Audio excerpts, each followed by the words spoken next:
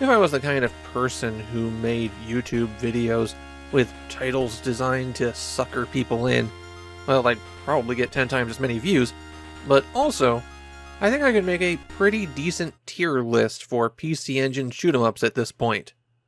Burning Angels is a game that would be confusing to place in that list. It does a lot of things right, and a lot of things wrong. The plot of the game is that the evil Dr. Genga is plotting to take over the world. To do so, he wants the plans for a super weapon that has been entrusted to the head of the organization known as the Lovely Angels. Man, that's not right. The Burning Angels. Burning Angels. Dr. Gengar abducts her, and the other lovely Burning Angels set off to get her back. Burning Angels, the game, consists of 5 stages of vertically scrolling shoot-'em-up action. And they're not long stages either. A full playthrough of the game takes about 15 minutes. On top of that, rather than having lives, your ship has a health bar, and you can take a lot of hits before you go down. Plus, they hand out life recovery items like they were free samples at Costco's. And so, of course, Burning Angels is one of the hardest shoot-'em-ups on the PC Engine. Seriously, this game will destroy you. Or to put it in the clickbaity YouTube way, this is the Dark Souls of PC Engine shoot-'em-ups. No, let's not do that. That felt icky. It's a confluence of things that make Burning Angels so difficult. First, and most important, you have 1 life and no continues. Once it's game over, it's back to the start. Second, anytime you get hit, you lose a power-up.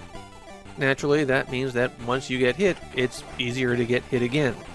And third, Burning Angels is a game that loves to overwhelm you.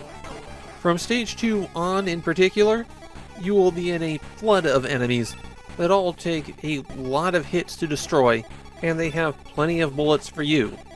Against bosses, it's less about shooting them enough and knowing about where the tiny safe zone is during each of their attacks. Burning Angels is a mean game that will chew you up and spit you out. You've got a big choice to make before you even start playing. Do you want to use the dragon or the phoenix? Or phoenix? Or phoenix? They spell it 3 different ways. You can also play 2-player with the first player flying the dragon and the second player flying the phoenix. The dragon has a more powerful straight-ahead shot, and its options appear at its sides and remain in place. The phoenix has a smaller wave, but as it powers up it becomes a spread, and its options rotate around the body and fire outward. I'm not really sure which of those 2 is better. It's definitely a situation where they both have their uses.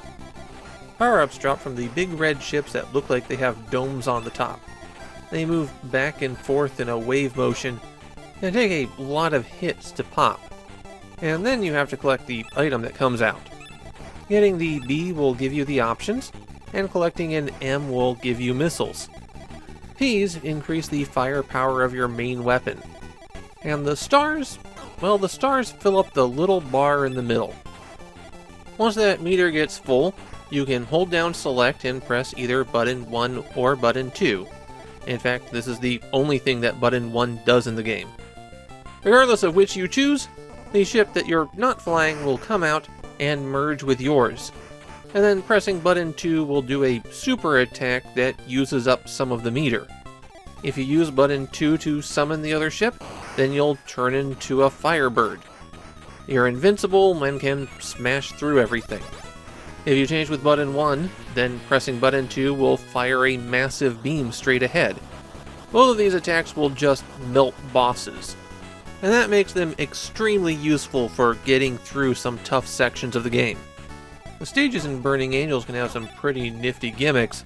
Like here, when you shoot the asteroids, they slow down a little, so you have to use that to clear a path for yourself. Or on the first stage, you'll encounter the boss and his minions multiple times through the level, each time taking them out a little bit more before you move on. I only managed to get to the boss of the 3rd stage while I was recording, and naturally, the remaining 2 stages get even nastier. Between stages, there are these cutscenes that always use the same images of the Burning Angels, and it makes me seriously question how comfortable their seats are in those cockpits. A distinctive special feature in Burning Angels is found in the option menu. You can change the game from H to V. Now don't get your hopes up, this isn't a Tate mode. Instead, it just crunches the width of the screen down so that the screen has the same aspect ratio as a vertically oriented monitor in an arcade cabinet. Burning Angels still plays exactly the same regardless of which way you've set the screen. And that's all there is to playing Burning Angels. As a shoot 'em up, there's not many complications here. Burning Angels doesn't seem to be especially well known in Japan, though everyone I found who played it talked about how they found it almost impossible to beat. My own view is kind of complicated. I think it is worth checking out Burning Angels. As a shoot 'em up, it's on the cutting edge for 1990. Maxed and Zap were trying out a lot of things that you'd see in later shoot 'em ups. The big catch is, they were kinda still experimenting with them, so they don't come out quite right. I really don't like the trend of shooters at the time, where you'd have to pound on basic enemies for several seconds to destroy them, and there's a lot of that in Burning Angels. And a lot of the game is trial and error. You will get destroyed until you memorize a safe path through the area. I definitely think Burning Angels is worth experiencing. I'm just not sure it's worth sticking with it.